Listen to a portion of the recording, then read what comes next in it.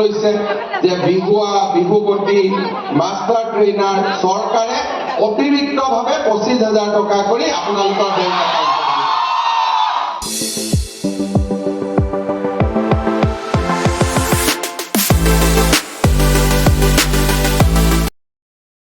Good morning স্বাগত মোৰ new ব্লগলৈ আশা কৰোঁ আপোনালোকে সকলোৱে ভালে আছে আজি মই এটা জেগাত যাব ওলাইছিলোঁ ড্ৰেছটো চাই গমেই পাইছে চাগে অলপ চলপ আজি যিহেতু 30 জুন তো বহুতে গেছ কৰিব পাৰে যিহেতু নিউজতে দি আছে তথাপিতো মই নকওঁ চাই থাকক আপোনালোকে ফাইনেলি আমি আহি পালোঁ গাৰ্জেনবোৰ আমাৰ ভিতৰত সোমাব দিয়া নাই তো আমি বাহিৰতে মানে গাৰ্জেনবোৰ বাহিৰত আছে আমি এতিয়া ভিতৰলৈ যাওঁ চাই থাকক কেনেকৈ আজি আমাক গিনিজ ৱৰ্ল্ড ৰেকৰ্ডৰ চাৰ্টিফিকেটখন প্ৰমাণপত্ৰখন আমাক দিব আমাৰ আজি কোন আহিব সাংস্কৃতিক বিভাগৰ মন্ত্ৰী আহিব বিমল বৰা ডাঙৰীয়া তো মই দেখাব চেষ্টা কৰিম আহক আমি ভিতৰলৈ যাওঁ ইফালে এইবিলাক চুৰু খাব পাৰে ব'লা এতিয়া আমি ভিতৰলৈ সোমাই যাওঁ গেটখন কেনেকৈ খোলে মোৰ জ্বৰ জান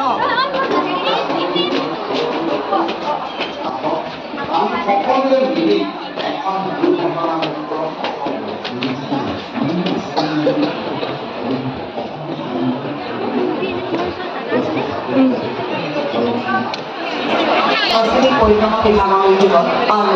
কামৰূপ মহানগৰ জিলা প্ৰশাসনৰ সহযোগত সৰ্ববৃহৎ বিশ্ববিদ্যালয় বিশ্ব অভিলেখ তথা শিল্পীসকললৈ প্ৰমাণী পত্ৰ আৰু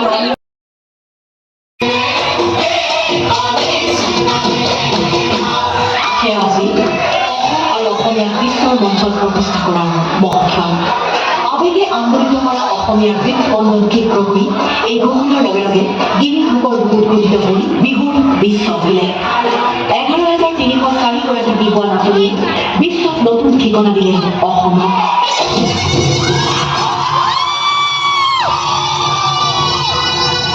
কেৱল এটা নহয় সমান্তৰালকৈ সেইবিলাক ৰচনা হ'ল আৰু এক বিশ্ব অভিলেখ And now we shall proceed with the second Guinness World Records attempt. মুঠ 2,548 গৰাকী খেলুৱৈ একেলগে বজালে বিহু এয়া সৰ্বাধিক দুলীয়াই একেটা স্থানতে বজোৱা ঢোল প্ৰদৰ্শনৰ বিশ্ব অভিলেখ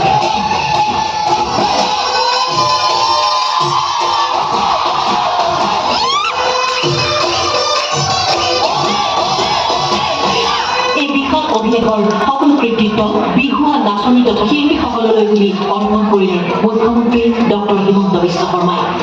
এই সুদীৰ্ঘ যাত্ৰাকালত ৰাজ্য চৰকাৰে নিয়োজিত কৰা বিষয়া কৰ্মচাৰীসকলৰ দক্ষতা উৎসৰ্গিত মনোভাৱ আৰু দায়িত্বশীল আচৰণ তথা বহু দায়িত্বপ্ৰাপ্ত লোকৰ নিৰৱচ্ছিন্ন প্ৰচেষ্টা সঁচাকৈয়ে কাললৈ মনত ৰাখিব অসমে শিল্পীসকলৰ কষ্ট একাগ্ৰতা আৰু উৎসৰ্গিত অৱদানৰ বাবে এক ধনৰাশি আগবঢ়োৱাৰ কথাও সেই সময়তে ঘোষণা কৰিছিল মুখ্যমন্ত্ৰীয়ে কেবিনেটৰ মিটিং আছিলে সকলো মন্ত্ৰীয়ে সিদ্ধান্ত লৈছে যে বিহুৱতী মাষ্টাৰ ট্ৰেইনাৰ চৰকাৰে অতিৰিক্তভাৱে 25,000 টকা কৰি আপোনালোকৰ বেংক দেশৰ প্ৰধানমন্ত্ৰীৰ উপস্থিতিত মুগা সাজি যেন নতুন ৰূপ পালে গামখাৰু মাননী গড়পতাৰ চমকত সুশোভিত হৈ উঠিল সৰুসজাই ষ্টেডিয়াম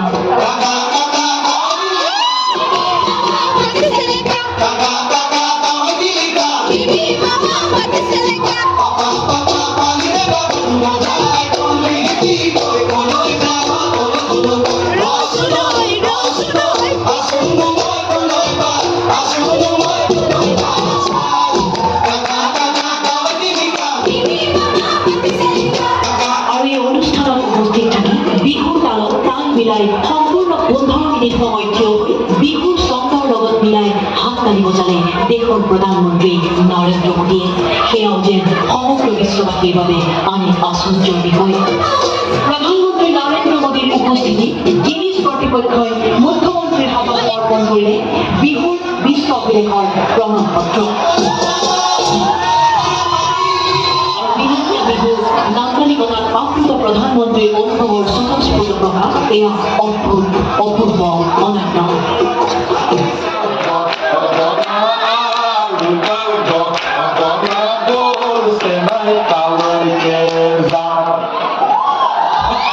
সেইটোৱে বহাগ আৰু সেইকাৰণে ভূপেন্দ্ৰাই সেইটো এটা গীতত গাইছিলে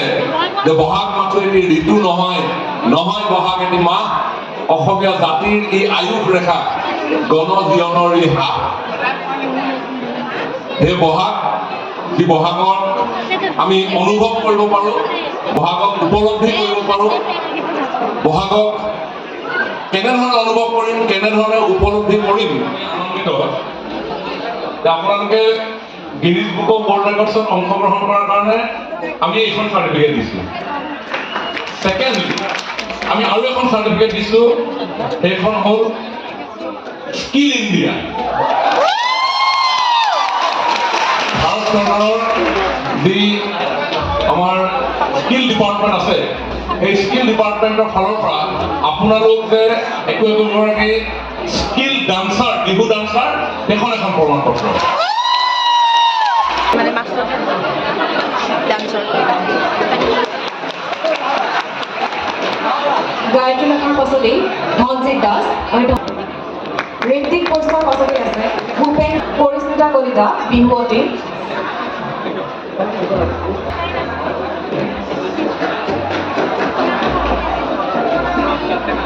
এইসকল বিহুৱা বিহুৱতীৰ বাবে হাত চকৰি থাকিলে সঁচাকৈ তেওঁলোক ৰিহাশ্ৰী দিহিঙীয়া বিহুৱতী দেৱাংগ ভূষণ শইকীয়া